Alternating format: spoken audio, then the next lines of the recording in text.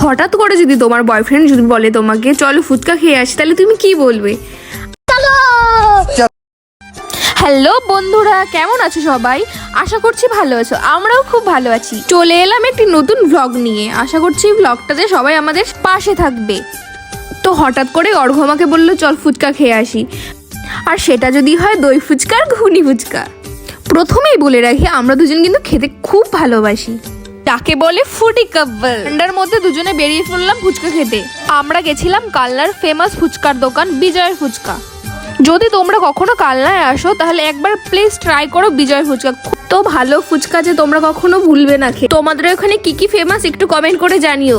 কথা বলতে বলতে চলে এলাম বিজয়ের ফুচকার দোকানে। দেখো কত ভিড়, শীত গ্রীষ্ম বর্ষা সবসময় এখানে খুব ভিড় থাকে। এখানে আমি অর্ঘকে বলছি কোন কোন ফুচকা নেওয়া যেতে পারে। আমি এখানে বলছি যে কোন ফুচকাটা নেব। তো আমি বললাম যে প্রথমে ঘুগনি ফুচকা নিচ্ছি, তারপরে দই ফুচকাটা নেব, কারণ ঘুগনি ফুচকা খেলে একটু ঝাল লাগবে, লাস্টে দই ফুচকাটা খাবো মিষ্টি মিষ্টি। যথারীতি লাইন দিয়ে আমরা দাঁড়িয়ে আছি যে কখন ফুচকাটা আসবে খাবো। এমনিতেই বিকেলের টাইম এত ক্রেভিংস ওঠে ফুচকা আরও অন্য কিছু। আমরা প্রচুর খেতে ভালোবাসি, দুজনেই খুব ভালোবাসি। ও যেরকম মিষ্টি খেতে পছন্দ করে, আমি অমনি ঝাল খেতে পছন্দ করি।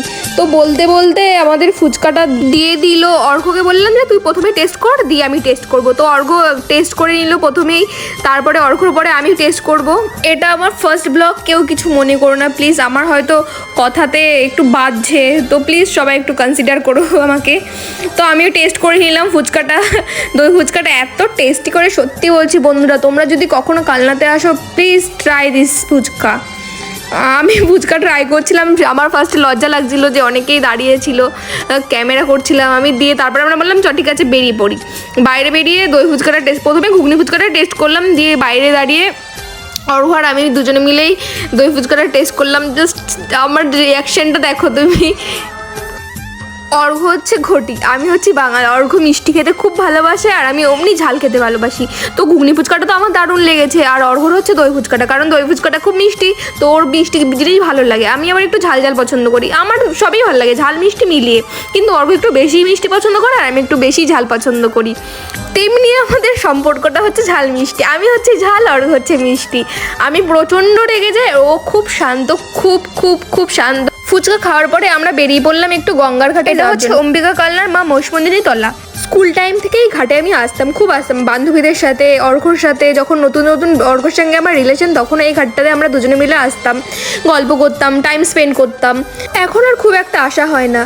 অনেক দিন বাদে আবার ঘাটটাতে এলাম, সত্যি খুব ভালো একটা মনোরম জায়গা, শান্তশিষ্ট পরিবেশ। এর প্রিয়জনের সঙ্গে এখানে টাইম স্পেন্ড করতে খুব ভালোই লাগে। অনেকদিন কোনো পিকচারও ক্লিক করা হয়নি, তো অর্ঘকে বললাম যে কটা পিক ক্লিক করে দে। তো অর্ঘ কয়েকটা পিক তুলে দিয়েছে ওর ফোন থেকে। আমি বলছি না, আমার ভালো লাগছে না তোর ফোন থেকে, তুই আমার ফোন থেকেই তুলে দে। তো এরপরেও আমাকে আমার ফোন থেকে তুলে দেবে। দেখো কি বলছে, কথাগুলো শোনো জাস্ট। হাটে দাঁড়িয়ে আছি আমি, শ্রী শ্রী রবীন্দ্রনাথ ঠাকুর, সঙ্গে আমার বউ। আমি রবীন্দ্রনাথ ঠাকুর, আমি কি আমি জানি না, তুই মা লক্ষ্মী আমার। আমাদের দুজনের মধ্যে এরকম চলতেই থাকে, দুজনে সবসময় মজা আড্ডা করতেই থাকি। তো ওকে আমি বললাম যে ফোনটা ঘুরিয়ে ভিউটা দেখা। ও কী করলো, ফোনটাকে পুরো রোটেট করে দিল, দিয়ে লাস্ট অবধি বুঝলো যে আমি ওকে বললাম ফোনটা তুই ঘুরিয়ে দেখা। দিয়ে দেখালো, খুব একটা ভালো দেখাচ্ছিল না। দিয়ে এরপরে ফটো ক্লিক করছিলাম, ও ভিডিও অন করে আমাকে ফটো ক্লিক করে দিচ্ছিল। এদিকে আমি পোজ দিচ্ছি আর ও এদিকে ফটো তুলছে। মারাপিট করতে করতে ফটো সেশন হয়ে যাওয়ার পরে এখন বাড়ি চলে যাব।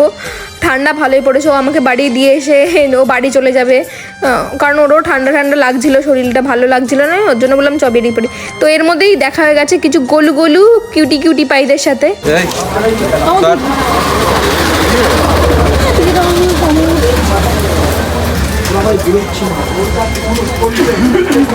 না না না না গান বলছি না, যা মিষ্টি কুটুসের গন্ধ পেয়েছি, বুঝলি তো। হ্যাঁ আমার চিকুর। না না না, এই রাস্তাটা হচ্ছে গঙ্গার সাইড দিয়ে, মানে একদম সাইড দিয়ে হচ্ছে রাস্তাটা, সরু মতো, খুব সুন্দর লাগে দেখতে। তো কথা বলতে বলতে চলে এলাম বাড়িতে। বাড়িতে দুজন অপেক্ষা করছি, কারা দুজন দেখতে হলে একটুখানি ওয়েট করে যাও জাস্ট। ভিডিওটা কে কোথা থেকে দেখছো একটু কমেন্ট করে প্লিজ জানিও। ফাইনালি বাড়ি চলে এলাম। বাড়ির জন্য টিকিয়া নিয়েছিলাম, খুলতেই পারছিলাম না, দিয়ে অর্ঘ আমাকে খুলে দিল। আমার বাবা টিকিয়া খেতে খুব ভালোবাসে, ওর জন্য মনে করে বাবার জন্য অর্ঘ টিকিয়াটা নিল। আমার মনে ছিল না, ওই বললো যে বাবার জন্য টিকিয়াটা নি।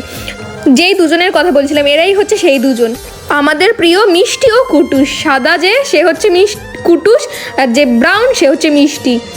তো এখন হচ্ছে ভালোবাসার পর্বে, কিছুক্ষণ একটু ভালোবেসে নেবে, তারপরে হচ্ছে ছাড়বে। মানে কোথাও গেলে ওকে আদর আসার পরে বাড়িতে আদর করতেই হবে। একজন তো দাঁড়িয়ে নাচ শুরু করে দেয়, আর কুটুসকে অর্ঘ একটু ভয় পায়, ওকে কোলে নিতে পারে না, ও একটু দূর থেকে ওকে আদর করে। অর্ঘর বাড়িতেও একটা আছে বড় ল্যাব, বাবা ওকে তো সামলানোই যায় না, আমি তো পারিই না সামলাতে, ও যে কি করে সামলায়।